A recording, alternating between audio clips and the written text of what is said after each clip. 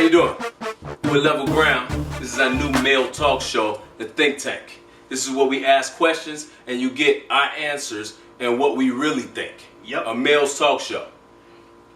Got 3 panelists, and I'm going to introduce them now. Shameless plug, GB2, November the 11th, iTunes, okay? iTunes. Cop that. Cop that boy.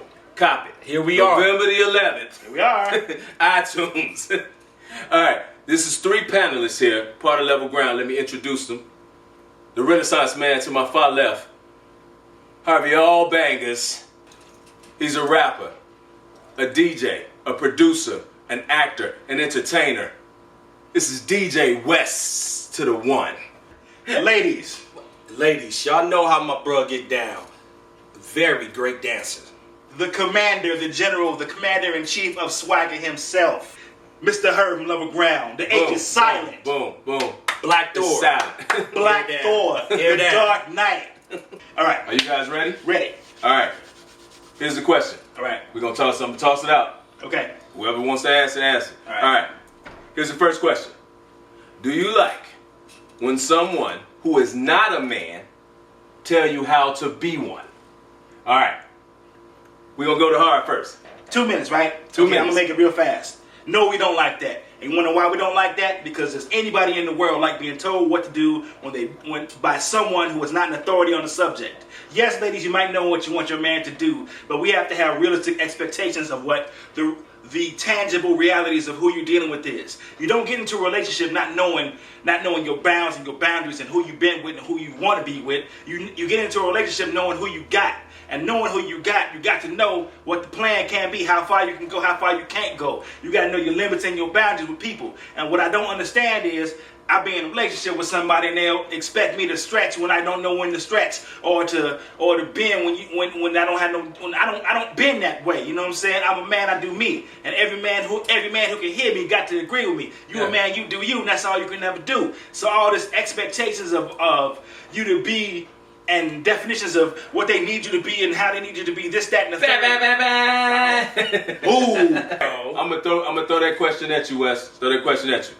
Do you like when someone who is not a man tell you how to be a man? Go. They can't tell me how to be a man. I was born in this world, man. You can't tell me what I'm gonna do. Nah, ladies, y'all gotta.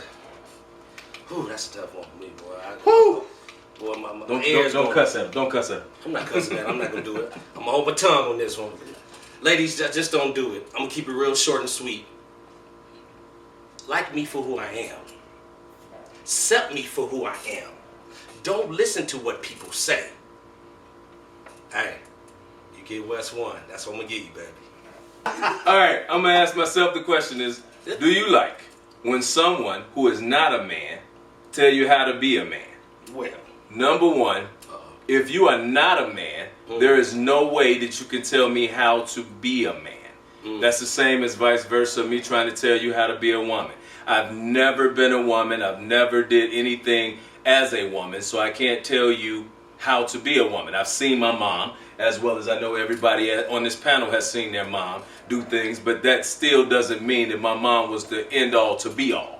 So as a man, no one that isn't a man, and that's not just a woman, that's a boy, a young girl, or anybody else. You can't tell me how to be a man if you've never been one, if you've never had to eat ramen noodles, if you never had to get your check and pass it to your kids or anybody else, and you had to take the latter part of your check. If you haven't done that, then there's no way you could tell me how to be a man. That's my answer to that. I'm the pappy. Second question. Here it is. Who's your favorite rapper? And why do you think that he was the best? Harv, you go. Well, I'm glad you asked me that first, because I don't really have a favorite rapper, but I got a whole bunch of people that I like, but in different reasons. And I'm glad you asked that question the way you do. It's because it is. Hey, I change moods just like everybody else. Some days I want to ride, I want to lay back, I'm going to throw in some 8-Ball and MJG. Maybe I want to turn up, I'm going to throw in some, I don't know who, but you know who you are. Everybody turn up, I'm with you. You know what I'm saying? Race from mine to Lil Jon, anybody in between. Okay, some days I just want to chill out and be and stimulate my intellectual side. Man, I'm gonna throw in some vintage circa '90s somebody from the East Coast. Pick one. But if I'm going to give you like a balanced representation, and if I only could choose one album, and I was going to say you got to give me one person, one album. person. Then that one person, that one rapper, you're gonna be like, wow. I'm gonna say Big Crit. Because Big Crit, yes. Because Big Crit gonna give you a balance. Big Crit gonna take you into Cadillactica, but he's still gonna stimulate you, let you know that he black. But then again, on the same note, he gonna let you know the world is round and the world is multicolored and cultural, baby. That you got to get around on here. And he gonna take you home to the crib, let you know, like, man, I'm raised on some stand-up stuff. I still gets mine, but don't expect me to overextend myself. But I'm still gonna reach for the stars. Big Crit. All right, well there it is. 2 minutes. All right, Wes. Who's your favorite rapper, and why do you think that he's the best? My favorite rappers, hands down, rest in peace, my man Tupac. The reason why, hold on, 'cause a lot of people like Tupac just say like Tupac. Tupac is the only dude I know I could be sad 1 minute, happy 1 minute. I just want to tear up the club the next minute, then I love my mama the next minute. He makes you feel those different vibes and feelings. Also, he's a great poet. What else do we call him? Philosopher. He just a prophecy. He's a prophet. Icon. Who's your favorite rapper? Who's your favorite rapper and why? And why? I'm gonna say LL. I say LL and the GOAT because LL, just like Pac, went through this business when it was about 100 bars and no chorus. Then he went to a chorus, but you couldn't have any R&B on it because you was soft.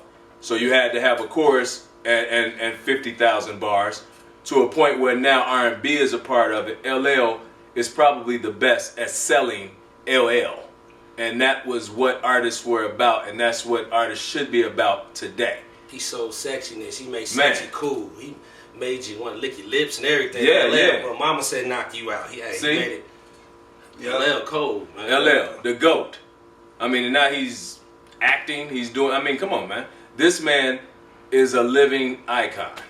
So therefore, I mean, there's not one song that you could say that you were coming up that wasn't a sexy song for rap. He did the first sexy rap song. Yep. So I'm like understanding that, and women still love to see him come out. So right there, if you're not selling music for the women as a male artist, then what are you doing? That's just my thing. What are you doing? What are you doing? We're going to move on to the next question, because if you're selling music for guys, stop. Do us. Here's the third question. What needs to change in our thinking process in America, in our workforce? What needs to change with companies, with their employees? Okay, that's a deep question. The first thing that needs to change is the idea of affirmative action. And here's why I say that. Affirmative action, it was a concept developed in the late 80s, early 90s that eventually carried on, that people use as a scapegoat for either their inadequacy or their racist basing of things. Meaning this. It was a system designed to benefit single white parents, single white female parents. And what happened was people bought into the hype of it being a slant that a lot of African American and people of color could slide into positions that they quote unquote didn't deserve because of this law under affirmative action that says you have to have a quota of whatever. Now, meaning the reason I picked that as the reason it needs to change is because we need to reinvent our thought of who deserves a job and just base the workforce on qualifications and on persons who are the best fit. And even to the point of hiring multiple people and find out who of the multitude that you hired during this whatever period can actually fit in and actually handle the workload that you have. And the thing I'm gonna piggyback off my brothers, man, is the minimum wage, and I see a lot of people that work with get positions that they don't deserve. You can be there for like 17 years and you still don't advance because the managers don't see your potential of your hard work that you do. They keep you there. So what's the purpose of working if you can't advance in those positions? It's like you work to take care of your family. That's back to when we talk about being that man. Yeah. What we said the first question, being that man, you work for something. You work for your family to, what else? Better yourself. Yeah. Yeah, better Longevity. You want Yeah. something long, advance. Right. You know? You carry the burden. Yes, Well, sir. jumping on that too, as well as the seniority.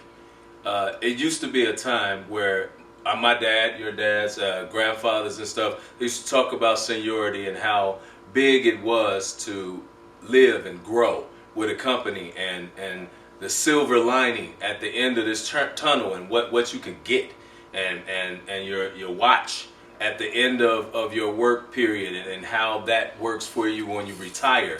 And now you got a whole lot of people retiring, but they don't get their retirement funds No because the benefits. companies actually don't, they don't really do what they're supposed to do with your retirement funds. They either jump out of the situation, or they have the insurance company jump out of the situation. So now you have a whole lot of guys that are getting their SSI, but they're not getting their retirement fund, and they worked that many years to what? Nobody to give them their money? I mean, man, come on. Healthcare, step your We're in game up. America, man. We're in America. Shameless plug.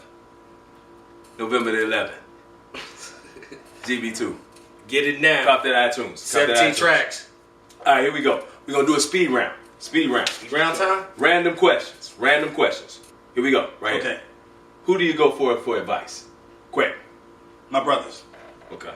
Who do you go for advice? Family, brothers. Who do you go for advice? Batman.